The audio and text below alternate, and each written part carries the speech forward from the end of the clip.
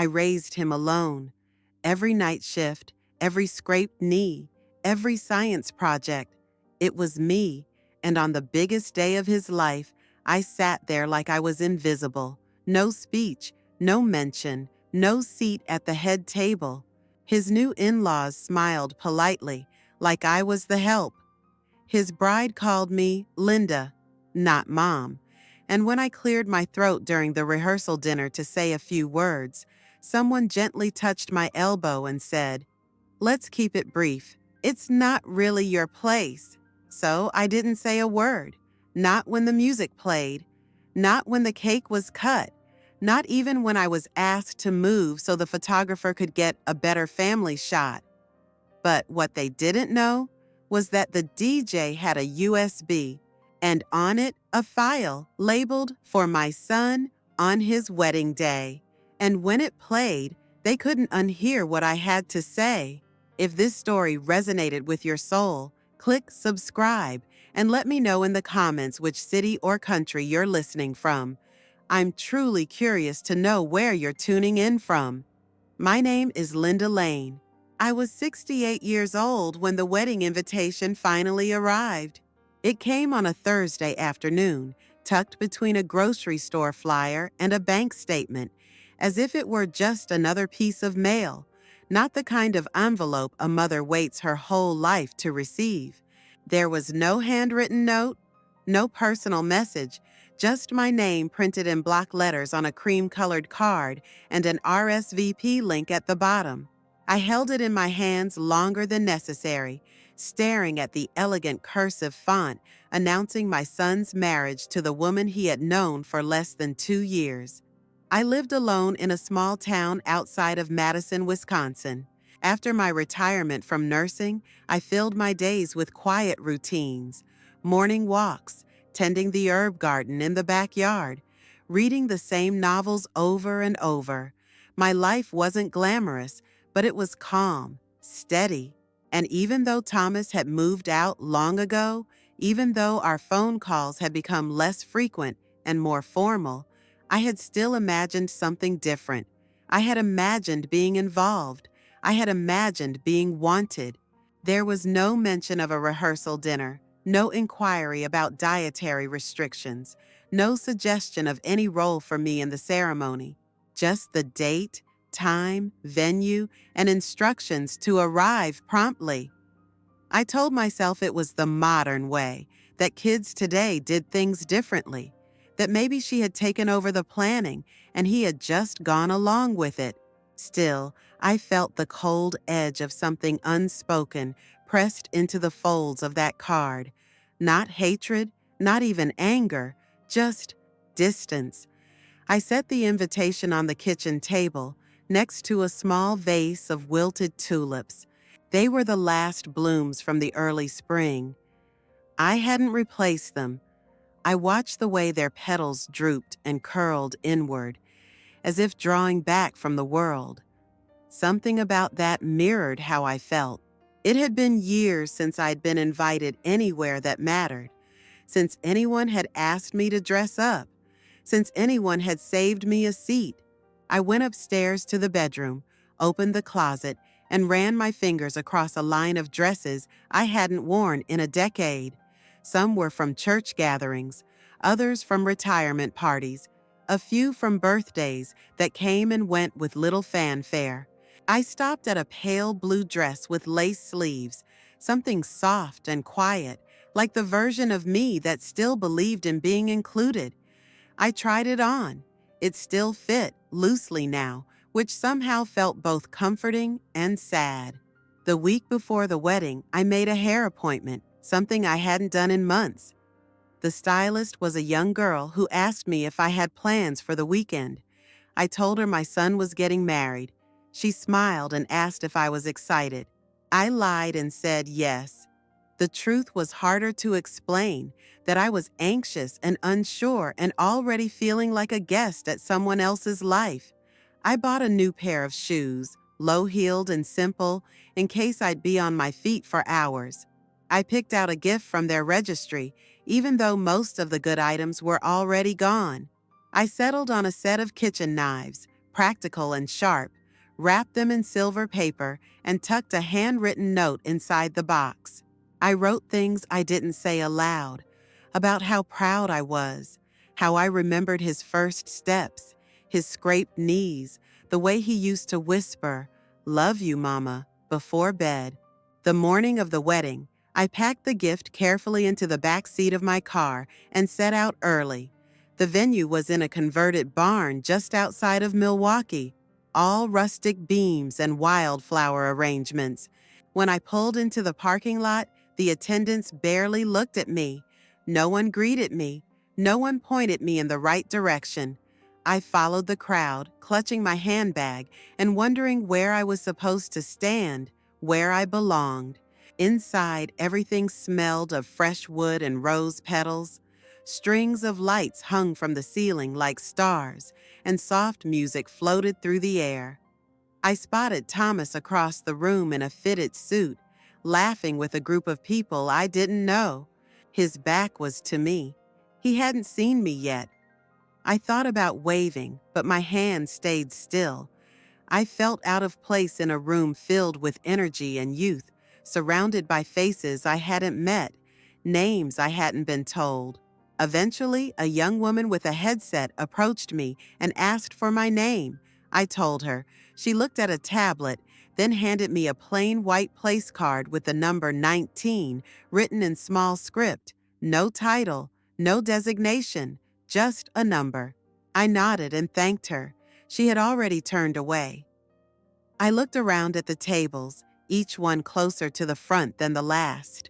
Parents of the bride, family of the groom, best friends, bridal party, all with signs, rolls, acknowledgments.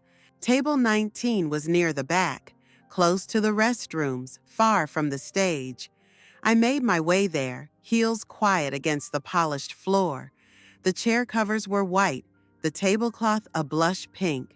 My place was between an elderly couple who seemed to be friends of the groom's father and a young woman who spent the next 30 minutes scrolling on her phone. No one asked who I was. No one introduced themselves. No one noticed when I took a deep breath and folded my hands in my lap.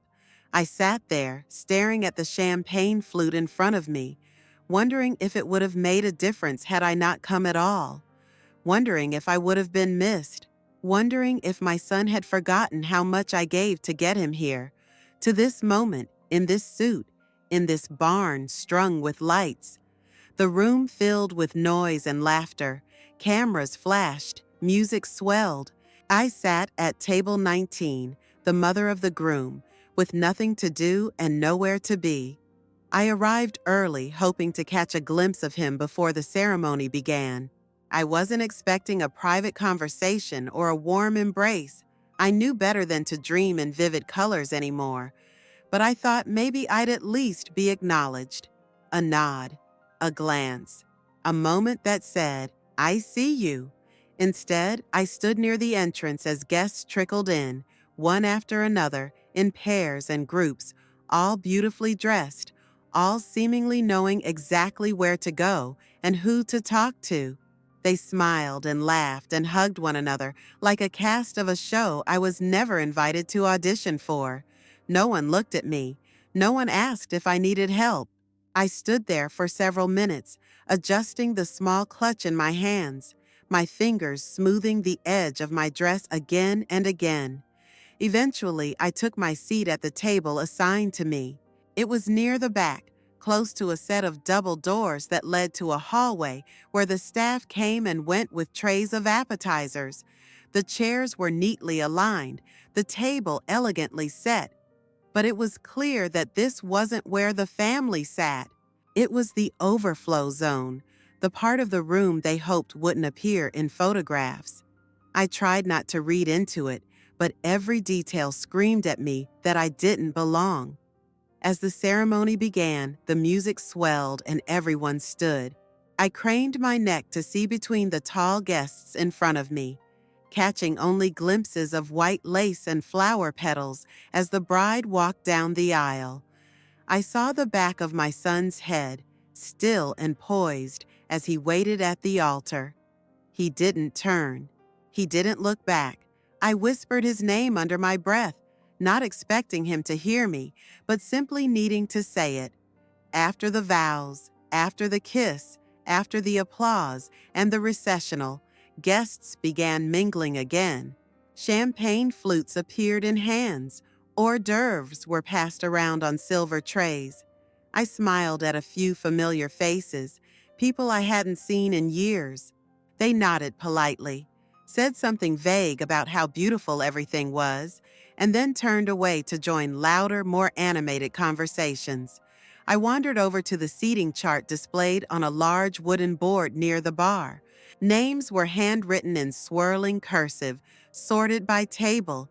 I looked for mine. There it was.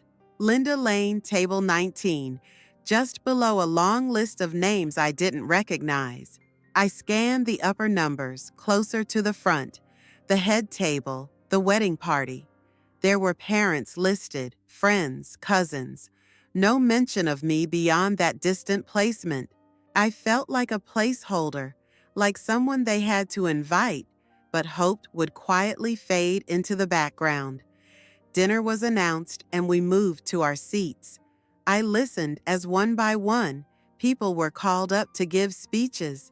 The bride's father stood first, clearing his throat, his voice trembling with pride. He spoke of tradition, of his daughter's childhood, of how thrilled he was to welcome Thomas into their family. The guests applauded warmly.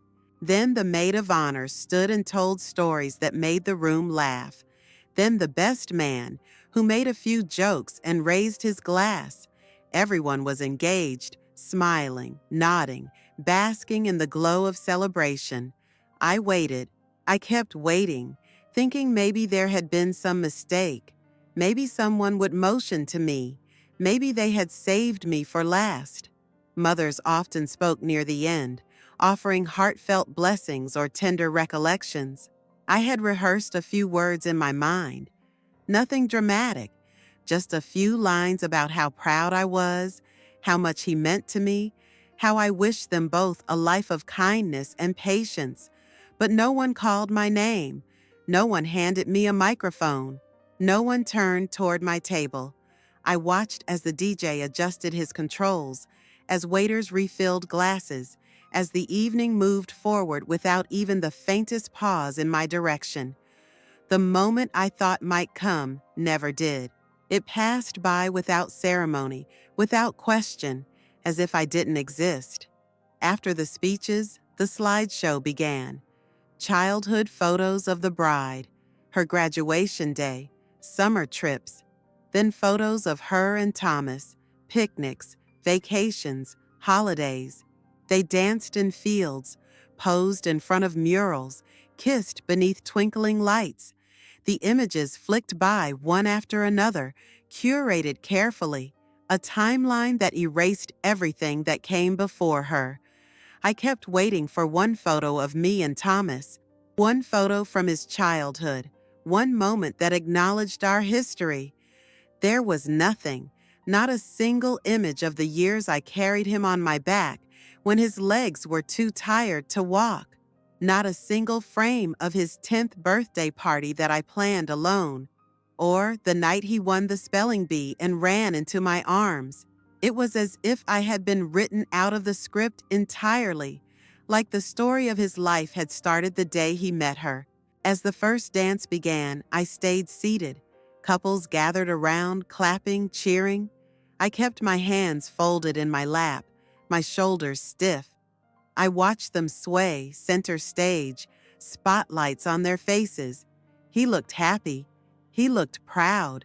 And I, the woman who had raised him, who had taught him to tie his shoes, to drive a car, to face disappointment with grace, sat in the shadows, unnoticed. I looked around and realized that no one had spoken to me in over an hour. I had refilled my own water. I had cleared my plate when no server came by. I had smiled at passing guests who didn't smile back. It wasn't rudeness, it was indifference. They didn't know who I was, and worse, they didn't care. I began to understand then that I hadn't simply been overlooked. I had been intentionally omitted. There was no mistake. There was no forgotten note, no misplaced speech. I had been left out by design. And that hurt more than I ever imagined it could. I spent most of the reception pretending not to notice how invisible I had become. It wasn't an abrupt disappearance. It was slow, like fog rolling in, making everything around me dull and distant. People passed by me, reached across me, brushed my shoulder as if I were just a part of the furniture. I smiled when they did. It was automatic, a conditioned response from years of trying to be pleasant, to not take up space, to not demand more than what was offered. The dance floor filled quickly. The younger guests moved without hesitation, arms in the air, voices raised in laughter and song. The music pulsed through the floorboards beneath my feet, but I felt no urge to join. I had once been the woman who danced barefoot in the kitchen, who held her baby in her arms and twirled to the sound of the radio. I had once been light, but that part of me felt very far away now. I watched the dancers like someone watching a different life from the other side of glass. At some point, a server placed a small plate of cake in front of me. No words, just a quiet clink of china and silver. I thanked her, though she didn't hear me. I took a few bites, but the sweetness caught in my throat. I wasn't hungry. I had eaten enough disappointment for one day. From across the room, I noticed a photographer directing guests for a family portrait. I stood up, hopeful. Maybe now, maybe this was the moment I would be pulled in, included, asked to stand beside my son like I mattered. I began to walk toward the group. I smoothed my dress and tucked a loose strand of hair behind my ear. I approached slowly, not wanting to interrupt, not wanting to assume. But just as I got within a few feet, the photographer waved her hand toward me without turning her head. Not a gesture of welcome, a signal to move, to get out of the frame. I froze. For a moment, I thought perhaps I had misunderstood. But then she tilted her camera and said something to the group that made them laugh. I saw Thomas nodding, arms around his bride and her family. I saw the way they fit together, seamless and proud. So I stepped back, quietly. I returned to my seat without drawing attention, my footsteps light on the hardwood floor. I sat down and stared at the remains of my cake, the icing now melted and smeared. The music changed again, a new beat rising, and the party resumed. But I didn't hear it. I heard only the hum of absence, the white noise of being unnecessary. Later, I walked toward the restroom, partly because I needed to, partly because I needed a moment to breathe. In the hallway, I passed a group of young women in satin gowns, bridesmaids. They barely glanced at me. One of them looked me over and handed me her clutch without a word, mistaking me for an attendant. I took it. I held it for a moment as she adjusted her makeup, then gave it back. She said nothing. She didn't thank me. She didn't ask my name. I stood in front of the mirror, washed my hands slowly, and stared at my own reflection. My face looked older in that bathroom light. Not tired, just worn, as if time had settled itself permanently into every line. I didn't look like the person they remembered. Maybe I didn't look like his mother anymore. Maybe I had stopped being her in their eyes the moment he slipped a ring on someone else's finger. When I returned to the main room, the DJ was taking requests. A group of guests crowded around him, laughing, offering tips, making dedications. I waited until the cluster cleared, then approached.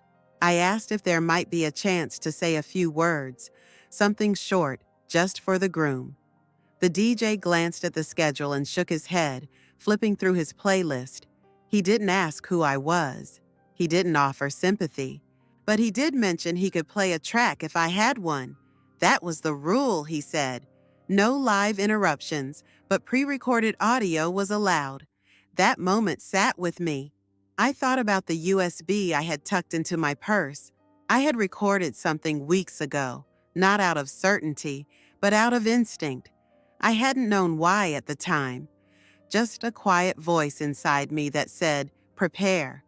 I didn't expect to need it, but standing there, beside a DJ who didn't know my name, in a room full of people who didn't care if I was even present, I realized I did.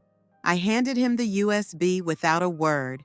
He took it and placed it with the others, asking for the title of the file. I told him. He nodded, wrote it down on a post-it, and returned to his equipment. I walked away. I didn't feel triumph or bitterness or revenge.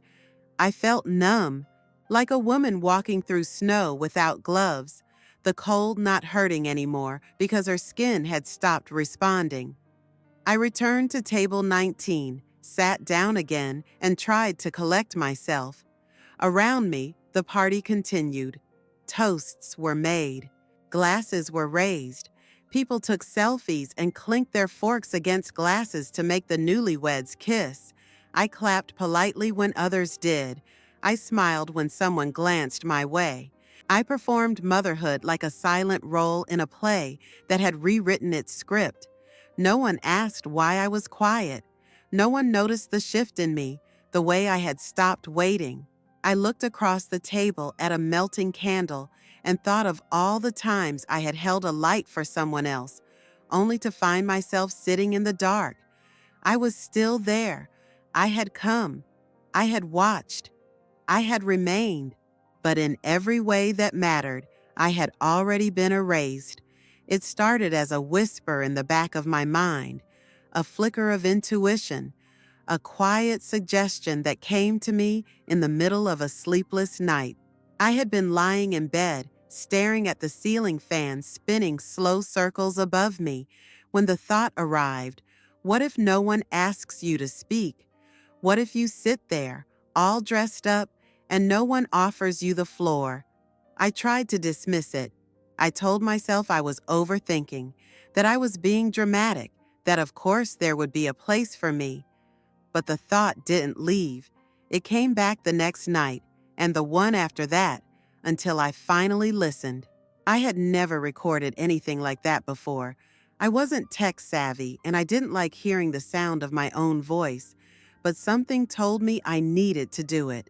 I borrowed a small voice recorder from the library, the kind students use for lectures, and I waited until the house was completely still. Then I sat at the kitchen table, just me and the machine, and I pressed record. At first, I didn't know what to say. I fumbled. I paused. I started over. But eventually, the words began to flow, not as a speech, not as a performance, but as a letter, a voice carved in time, preserved in case I never got the chance to use it. I didn't write anything down. I didn't read from a page. I spoke from memory, from emotion, from years of being a mother who gave everything and asked for almost nothing. I talked about the night he was born, how the nurses placed him in my arms, and I whispered promises to him that I kept for decades. I told him about the nights I worked double shifts and came home to help him with math homework I barely understood myself. I spoke about the time he caught the flu, and I stayed awake for 3 nights straight, checking his temperature every hour, waiting for the fever to break.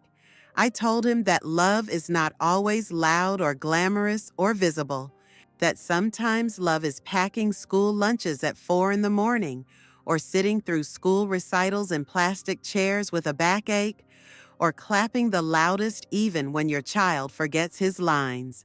I reminded him of how I stood on freezing sidelines during his soccer games, how I clapped even when he lost, how I drove him to practice every day after my shifts at the hospital without ever once letting him see how tired I was. And then my voice softened. I spoke to his bride. I told her that I hoped she would build something real with him, something rooted in patience and grace, that a marriage isn't made from Instagram posts or flower arrangements, but from the 1,000 small choices you make to show up, even when it's hard, even when you don't feel like it, even when no one sees you do it. I said I hoped she would be the kind of woman who let love age honestly, not a woman who erased the people who came before her. I didn't cry during the recording. My voice trembled in places, but I stayed composed. I spoke slowly, clearly, like I wanted each word to land and linger. Near the end, I paused. I sat in silence for a moment, hearing nothing but the faint hum of the refrigerator behind me. And then I said what I hadn't planned to say. I said, "If you don't see me at the front table, if you don't hear my name called, if no one tells you that I mattered, let this be the proof that I was here, that I loved, that I gave, that I held my place quietly but fiercely." I said that sometimes the people who are left out have the deepest roots, that sometimes the ones who are forgotten are the ones who held everything together. And then I ended with one simple line: "No matter what, you were always my boy. And even if you forget me, I will always remember you." I listened to the recording once after I finished it.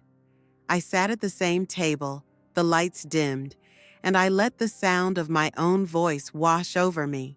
It didn't sound like the woman I saw in the mirror.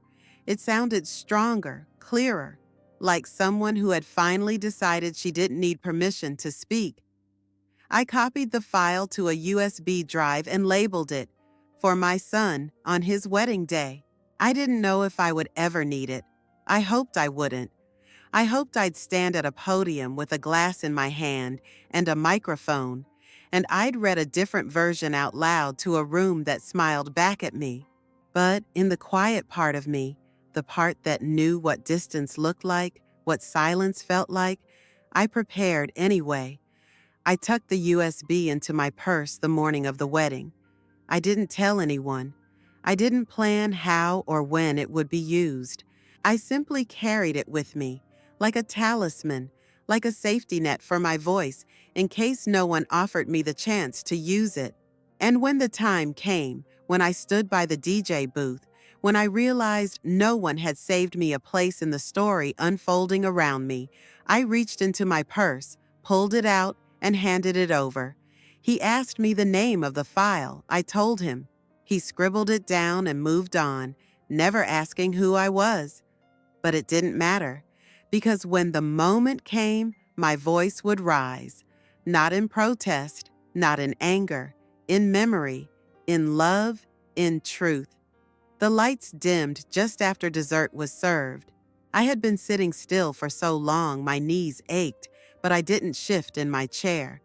I watched the staff begin to roll a projector screen down from the rafters, and a hush fell across the reception hall.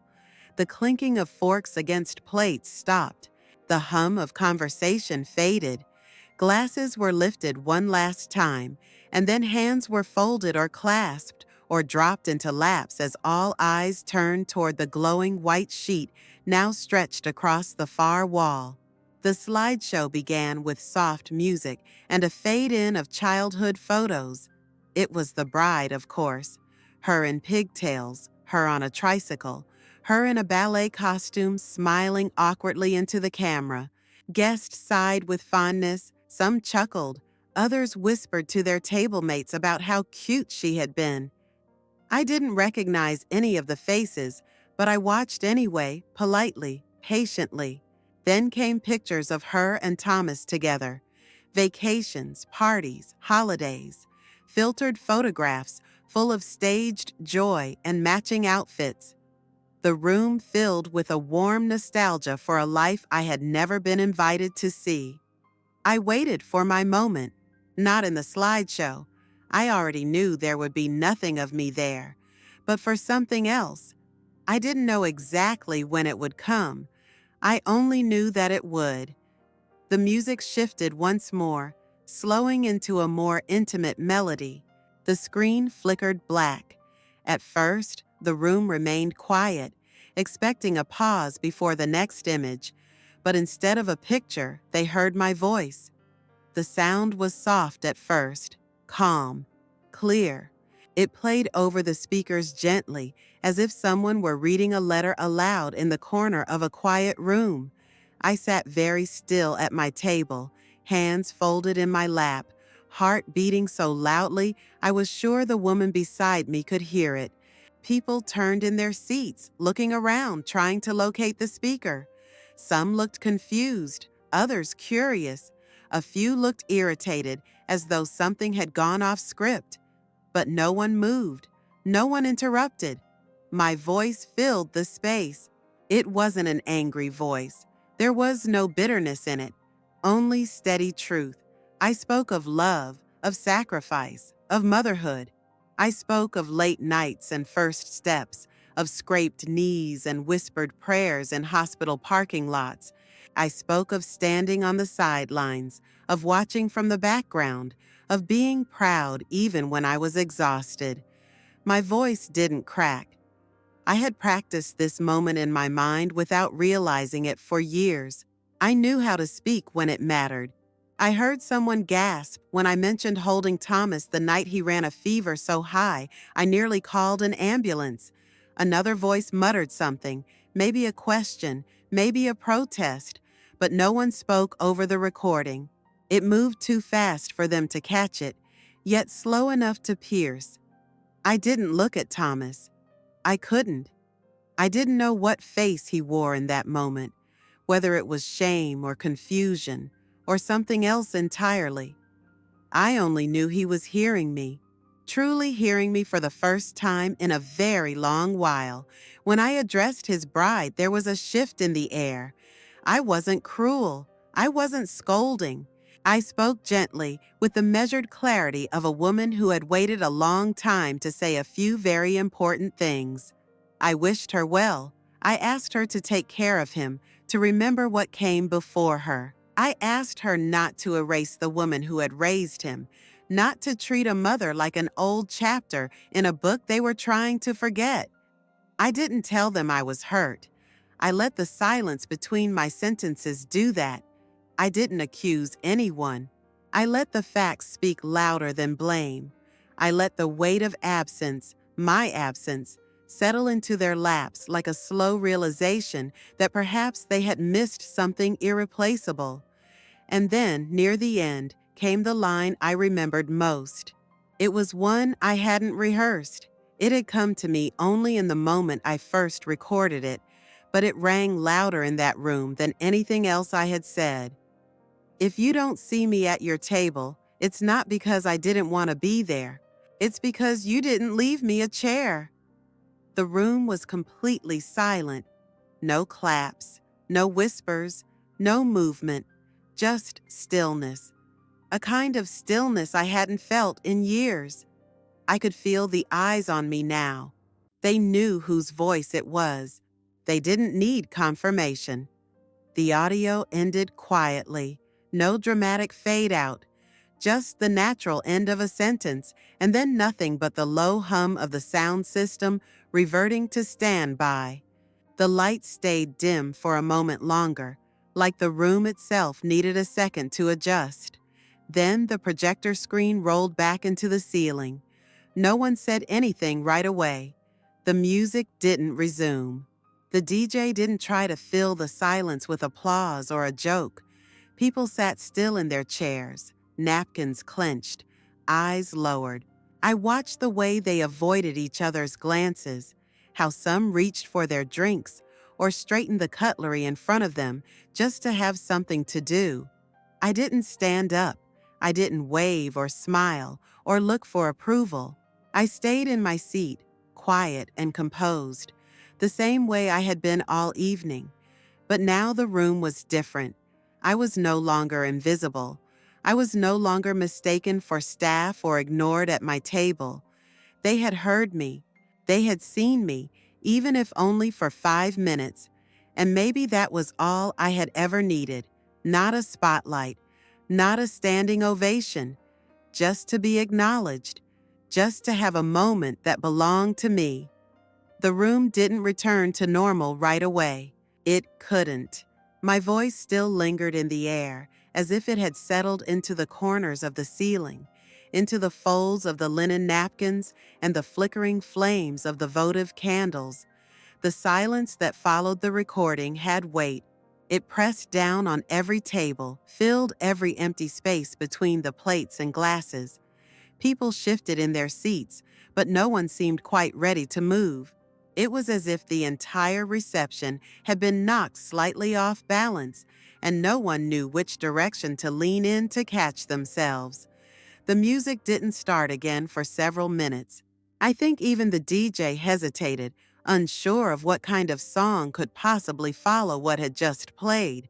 I watched him from a distance as he looked around, shuffled his list, then finally pressed a button that sent a soft instrumental tune through the speakers.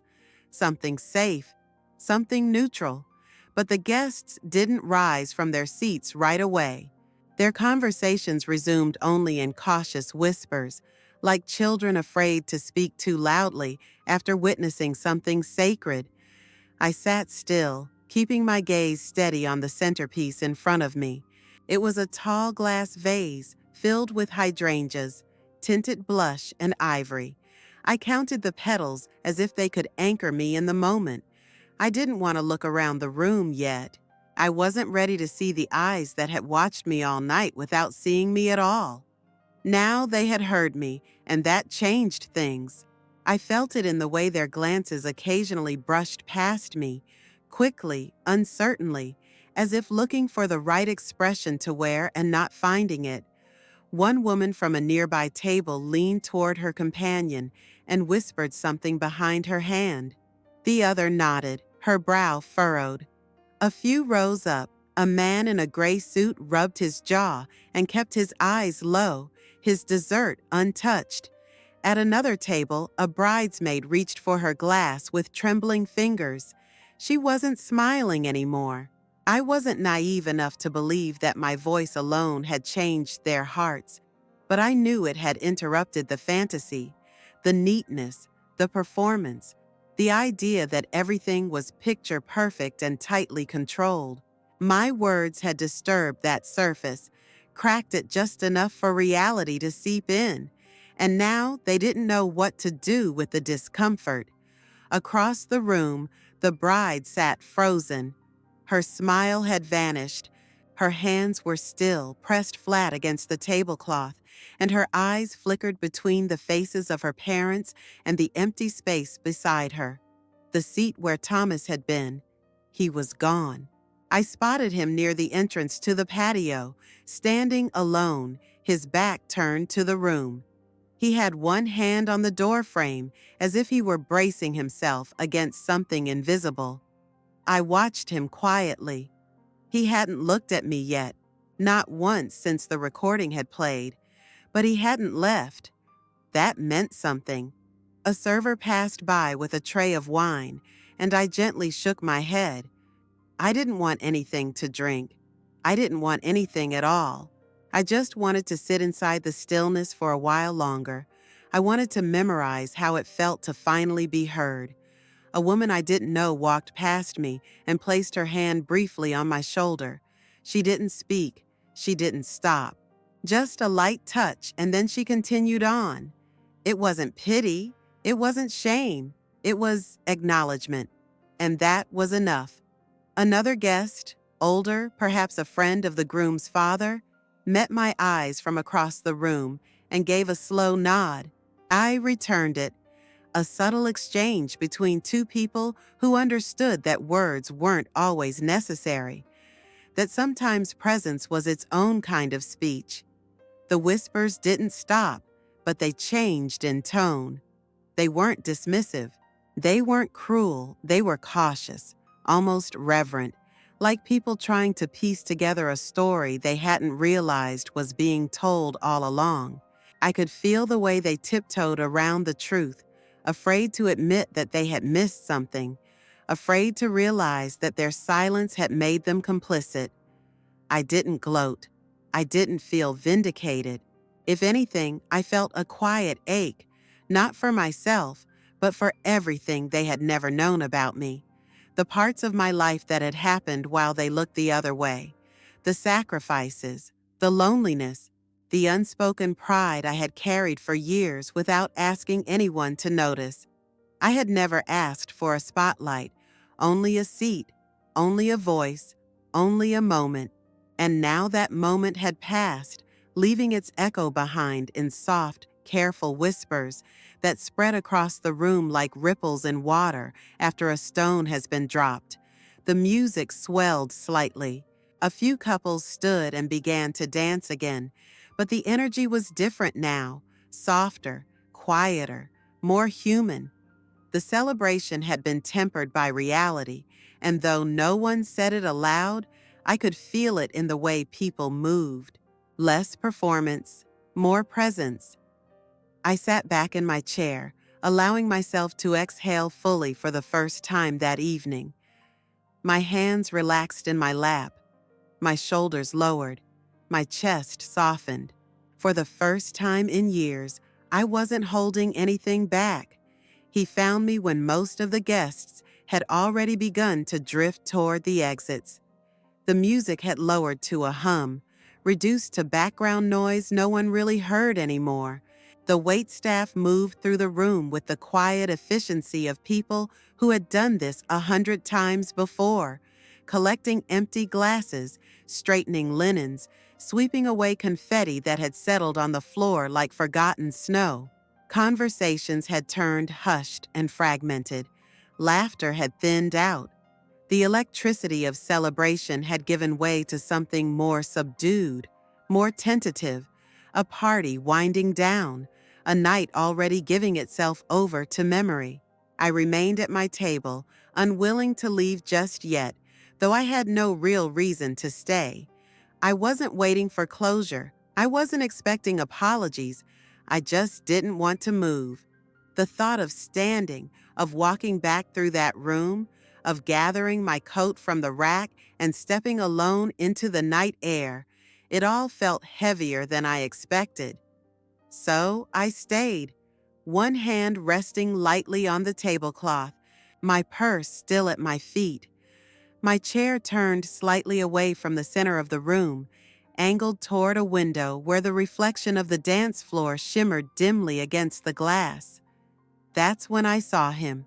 Thomas stood a few feet away, no longer part of any group, no longer framed by the backdrop of guests and noise. He wasn't with his new wife. He wasn't laughing or posing for pictures or fielding congratulations. He was just there, still in his suit, the boutonniere at his lapel slightly askew, one hand hanging at his side while the other gripped something in his pocket. I didn't move. I didn't smile. I simply met his eyes. He approached slowly, his steps hesitant, not because he was unsure of where to go, but because he was unsure of what to say. That much was written all over his face, and when he finally reached my table, he didn't speak. Not right away. He stood there, silent, the air around him thick with everything unspoken. I waited, not out of pride or defiance, but because I knew he needed the silence more than I did. The silence was his to break, not mine. Then, gently, he pulled something from the inside pocket of his jacket and extended it toward me. A folded piece of paper. I recognized it before my fingers even touched it. It was the speech I had written weeks ago, the one I had planned to read, the one I had rehearsed aloud in my kitchen in the early hours of the morning. I had tucked it into the card that accompanied the gift, unsure if anyone would ever read it. But somehow it had found its way back to me. I took the paper without opening it. I didn't need to see the words. I knew them by heart. He stood there for another moment, then sat beside me, not close, but not distant either. A quiet, uncertain truce existed between us now, the kind that didn't ask for answers, only presence. We didn't face each other. We didn't reach for hands or lean in. We simply sat side by side, two people stitched together by a long, complicated thread that neither of us quite knew how to untangle. The noises of the reception grew fainter around us. Chairs scraped against the floor as people began to gather their things. Someone laughed near the entrance, a final echo of joy before it disappeared into the parking lot. I could hear the soft flutter of discarded napkins as they were folded and cleared. The night was ending. He breathed deeply once, not quite a sigh, but something close. I looked straight ahead, out the window, where the sky had turned the color of bruised lavender, that in-between hue that lives just before full darkness. It was beautiful in a quiet, fading way. Fleeting, honest. I didn't know what he was thinking. I didn't know if he was sorry or confused or simply overwhelmed, and I didn't ask. There are some things that don't need to be articulated to be understood. Some things that live between the lines, in the glances and gestures and long silences shared between people who once meant everything to each other. After a while, I stood. Not abruptly, not dramatically, just calmly. I reached down and picked up my purse, feeling the gentle weight of it swing against my arm. Then I placed the folded paper, my speech, into his hand and closed his fingers around it. He didn't resist. He didn't let go either. We stood there for a few seconds longer, and then I turned and began to walk away. I didn't look back, not because I was angry, but because I didn't need to. There was nothing behind me that required a second glance. The night had given me what I hadn't even known I needed. Not justice, not revenge, not even vindication. Just a moment where my voice had existed in the air, untouchable and undeniable. A moment where the people who had overlooked me were forced to listen. A moment where the child I had raised had to confront the reality of who I still was. I walked past the last of the guests, past the table of wedding favors no one had bothered to claim, past the flickering candles that had begun to sputter out. I stepped out into the night and let the door close behind me. The air was cool, the sky wide and indifferent, and I breathed. I drove home in silence. No radio, no GPS voice, just the rhythm of the tires against the highway and the faint hum of the world outside the windows.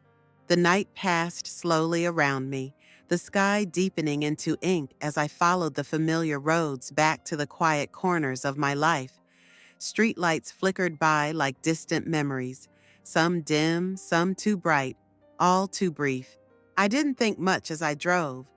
My mind wasn't empty, but it wasn't racing either. I was settling, like dust after a storm. The streets of my neighborhood were mostly dark when I turned in. Porch lights here and there, a dog barking somewhere in the distance, the comforting stillness of small town nights. I parked in my usual spot, turned off the engine, and sat for a moment with my hands resting on the steering wheel. My front porch light was still on, glowing faintly, casting a soft yellow arc across the walkway. It was a light I'd left on for years, for my son when he was late, for guests who rarely came, for myself on nights like this. I walked slowly up the path, key in hand, heels pressing into the same cracks in the pavement I'd stepped over 1,000 times. Inside, the air smelled faintly of lavender and old books. Everything was just as I had left it, the quilt folded on the arm of the couch, the half-full glass of water on the kitchen counter, the lamp still glowing in the corner of the living room like a guardian watching the space in my absence. I slipped off my shoes by the door, padded into the kitchen, and turned on the kettle. The familiarity of the motions grounded me. Fill, click, wait, the soft sounds of home. I reached for my favorite mug, chipped slightly at the rim, the one with the faded print of a daisy, and pulled the tea tin from the shelf. I didn't rush. There was no need to. For the first time in a long while, I wasn't rushing to please anyone, to finish something before being asked for more. The water boiled. I poured. I waited. In the living room, I sat down by the window and pulled the blanket over my lap. The tea steamed gently between my palms. Outside, the wind stirred the trees, and the moon had risen higher now, quiet and distant, like a secret. The silence wasn't lonely, it was full, whole, alive with the quiet pulse of presence. I thought about the wedding, about the faces, the voices, the way the air had shifted when my recording played. I thought about the look in his eyes when he stood beside me. I didn't replay the night to find validation. I wasn't trying to relive it. I simply let the memory settle, like a stone sinking to the bottom of a still lake. I had spoken, that was all. Not shouted, not demanded, not fought, just spoken. And I had been heard. I wasn't sure what would come next. I didn't know if he would call, or if she would write, or if anything in their new life would carry the echo of what I said. But I knew it didn't matter. Not anymore. I had spent too many years measuring my worth by what I was to others. Mother, helper, afterthought.